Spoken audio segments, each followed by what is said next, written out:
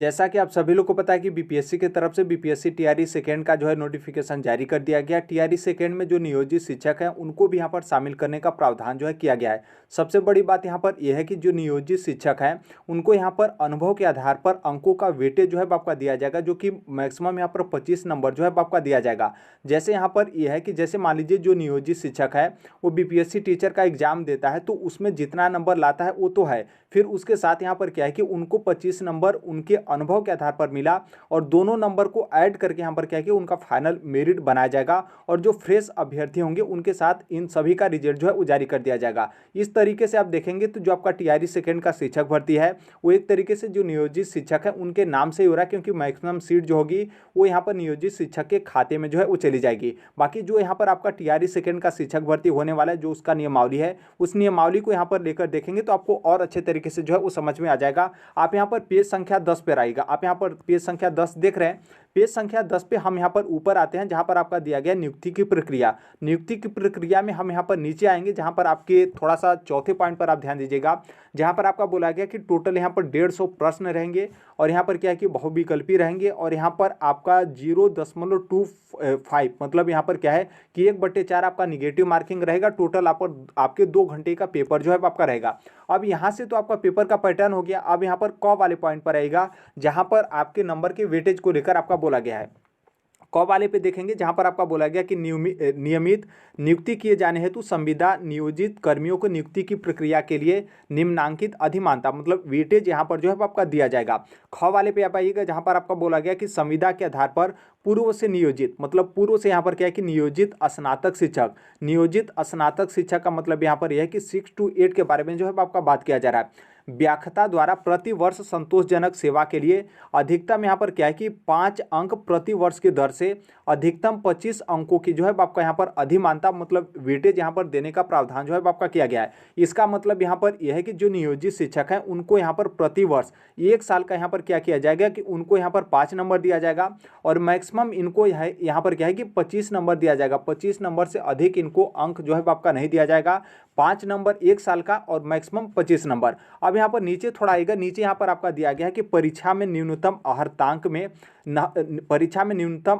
में अधिमानता के आधार पर प्राप्त अंक शामिल नहीं किया जाएगा। इसका मतलब यहाँ पर यह है कि जैसे मान लीजिए जैसे आपका मान लीजिए बीपीएससी टीआरई सेकेंड का जैसे जो आपका अनरिजर्व का कैटेगरी है, अनरिजर्व की कैटेगरी के लिए 40% आपका मिनिमम क्वालिफाइंग मार्क्स रखा गया था, जो कि आपका बीपीएससी टीआरई सेकेंड जो आपका हो रहा है वो आपका 150 नंबर का हो रहा है। तो 40% का मतलब यह है कि यहाँ पर 60 नंबर जो है आपको यहाँ पर लाना पड़ेगा। जो नियोजित शिक्षक है उनको लेकर हम यहाँ पर बात करें तो यहाँ पर मान लीजिए जैसे जो नियोजित शिक्षक है उनको यहाँ पर 25 नंबर वर्षों जो इनका अनुभव उसके आधार पर मिल गया। और यदि यहाँ पर मान लीजिए जो नियोजित शिक्षक है उनका यहाँ पर 60 नंबर नहीं आता है, यदि इनका नंबर नियोजित शिक्षक का 25 नंबर आता है और 50 नंबर आता है बीपीएससी टीचर के पेपर में और 25 नंबर इनको वेटेज मिल गया, तो इसका मतलब क्या है कि इनको 75 नंबर मिल गया, जो कि इनका पासिंग मार्क्स कितना था 60 नंबर था। लेकिन इस तरीके से फेल माने जाएंगे क्योंकि यहाँ पर आपका साफ साफ बोला गया कि न्यूनतम जो आपके अर्हतांक डिसाइड किए गए हैं, जो कि जिस तरीके से आपका जनरल का 40% उसी तरीके से जो आपके ईडब्ल्यूएस है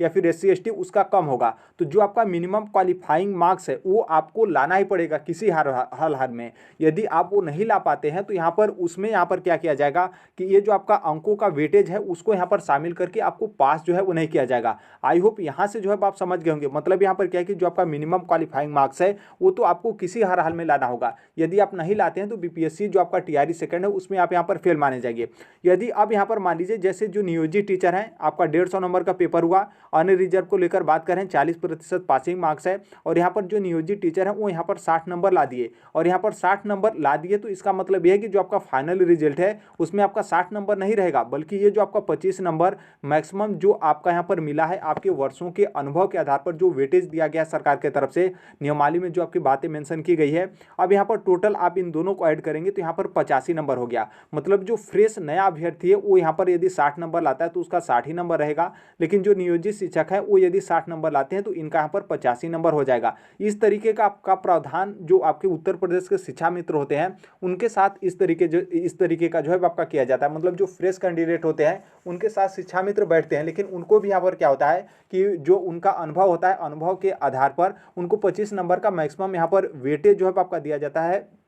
तो उसी तरीके से बिहार का जो अब आपका टीआरई सेकंड है उसमें नियोजित शिक्षकों को इस तरीके का प्रावधान जो है आपका किया गया है। अब यहाँ पर देखिए सबसे बड़ी बात यहाँ पर यह है, नॉर्मल सी बात है, अब यहाँ से आपको समझ में आ गया होगा, क्योंकि यहाँ पर देखिए जो फ्रेश कैंडिडेट है उनके साथ 1/4 का निगेटिव मार्किंग है। हालांकि जो नियोजित टीचर है उनके साथ भी यहाँ पर 1/4 का निगेटिव मार्किंग है, लेकिन ये जो आपका 25 नंबर मिल रहा है, इस 25 नंबर में तो किसी भी तरीके का निगेटिव मार्किंग नहीं है, ये तो आपका फ्रेश है, क्योंकि ये आपका नंबर ऐड किया जाएगा जो आपका अनुभव है, उस अनुभव के आधार पर जो आपका गवर्नमेंट की तरफ से वेटेज आपका दिया गया है। अब यहाँ पर सबसे बड़ी बात यहाँ पर यह भी है कि जैसे बिहार सरकार की तरफ से अभी बोला गया था कि क्या है कि जो बिना एग्जाम के आप लोगों को राज्यकर्मी का दर्जा दिया जाएगा, यदि मान लीजिए टीआरई सेकेंड के पहले, क्योंकि टीआरई सेकेंड उतना समय भी नहीं है, 1-2 दिन में आपका यहाँ पर क्लियर हो जाएगा, क्योंकि 3 नवंबर से यहाँ पर क्या हो रहा है कि बीपीएससी टीआरई सेकेंड का फॉर्म जो है आपका सबमिट किया जा रहा है। यदि मान लीजिए 2 नवंबर को आपका चल रहा है कि जो 2 नवंबर है, 2 नवंबर को जो जितने भी बिहार में नियोजित शिक्षक हैं उन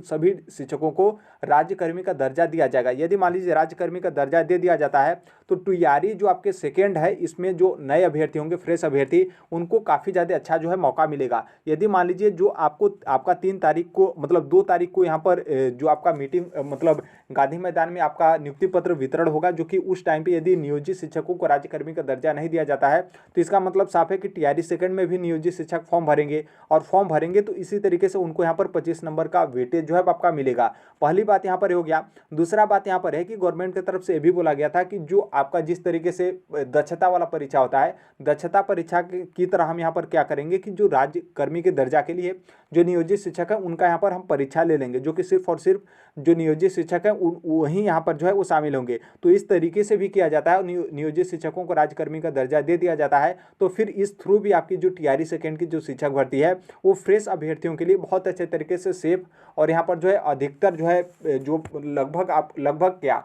यहाँ पर पूरा जो फ्रेश अभ्यर्थी है उनका यहाँ पर सिलेक्शन जो है आपका होगा। बाकी इन दोनों का रास्ता, मतलब दोनों का रास्ता या तो बिना एग्जाम लिए नियोजित शिक्षकों को राज्यकर्मी का दर्जा, या फिर उनका जो भी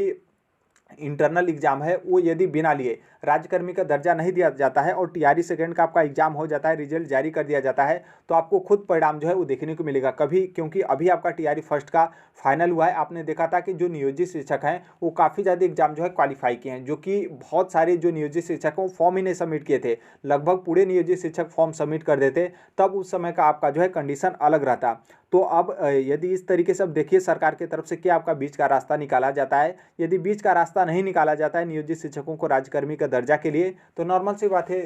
हर एक व्यक्ति चाहता है कि हमारा प्रमोशन हो, और नियोजित शिक्षक हैं वो भी चाहते हैं कि हमारा प्रमोशन हो। जो अभ्यर्थियों की तरफ से बोला जाता है कि नियोजित शिक्षक पढ़े लिखे नहीं है, इस तरीके से फलाने ढिमकाने उनके योग्यता पर बार बार सवाल खड़ा किया जाता है, तो नॉर्मल सी बात है उनको भी अपना क्षमता या फिर उनको भी जो कैपेसिटी है, उनके जो नॉलेज है वो भी यहाँ पर दिखाने के लिए बिल्कुल वो भी यहाँ पर स्वतंत्र है, और इस तरीके से मैक्सिमम सीट जो है आपकी चले जाएगी। बाकी अब देखिए आगे आने वाले समय में जो है आपका क्या होता है। बाकी टीआरई सेकेंड को लेकर और नियोजित शिक्षक को लेकर, और जो यहाँ पर आपको वेटेज मिल रहा है मैक्सिमम आपके 25 नंबर को लेकर, अभी के लिए यही अपडेट है। बाकी टीआरई सेकेंड को लेकर जैसे भी जो कोई भी अपडेट होगा या फिर जो कुछ भी हम यहाँ पर नियमावली में देखेंगे कि क्या उस तरीके का आया है, इस वीडियो के माध्यम से, मतलब यहाँ पर इस प्लेटफॉर्म पे वीडियो के माध्यम से हम हर एक चीज़ जो है वो शेयर कर देंगे। जिस तरीके से आपका टीआरई फर्स्ट का शिक्षक भर्ती हुआ था शुरू से लेकर अंत तक, और अभी तक हम यहाँ पर जुड़े ही हैं, उसी तरीके से वो दिया जाएगा। तो अभी के लिए यही अपडेट है, बाकी मिलते हैं अगले नेक्स्ट वीडियो में, तब तक के लिए thank you, bye bye, take care, all the best, thank you for listening, God bless you all, thank you.